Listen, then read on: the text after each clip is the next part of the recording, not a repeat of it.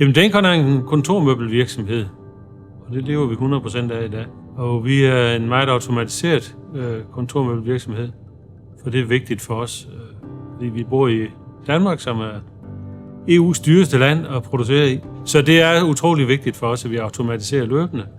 Og derfor er vi så i dag 60 medarbejdere, og det er egentlig det, der skal til PT for at følge med. Jamen, jeg vil starte med at fortælle, at vi har samarbejdet med Conator i rigtig mange år. Vi gennemgik markedet, og Conator så attraktiv ud, og frem for alt så havde de også Trimit.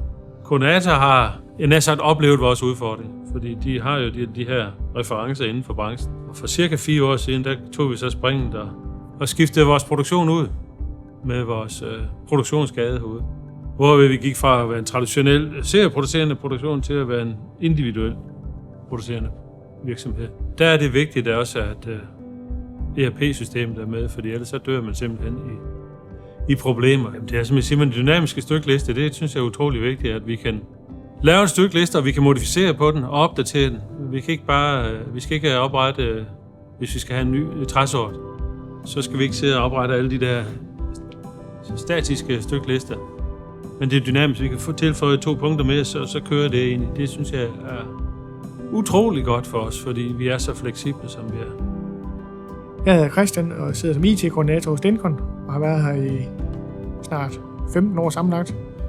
Trimit er jo rigtig fedt at bruge, fordi det er en standardløsning, hvor vi egentlig bare bruger softwaren som en del af hverdagen. Jeg vil sige, at al vores data det bliver jo skabt og født i Trimit, og egentlig så det er jo basen for hele vores forretning. De modelstyklister, vi har oprettet, de er jo lavet sådan, at vi kan vedligeholde rigtig mange varer ved ganske få klik eller ændringer. Hvis der skal tilføjes en ny vare på en model, som måske har 500 eller 700 forskellige variantudfald, alt efter hvor mange farvekombinationer du kan lave, så er det 1 stykliste at tilføje det på, og det sparer jo en frygtelig masse tid i vedligehold af styklister og stamdata. Så vi mærker jo tydeligt, at Conator har en dyb erfaring i møbelbranchen, at de er gode til at spørge ind til tingene og komme med gode idéer og input også, når vi kommer med nogle måske lidt skæve idéer.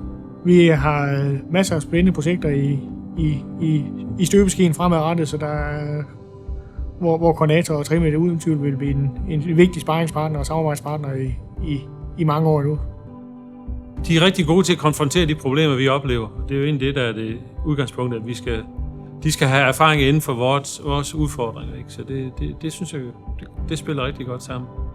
At vi kan spare med Conator og deres personale, det synes jeg er en vigtig ting for os, at de kender branchen, de kender vores problemer. Det synes jeg er noget af det afgørende.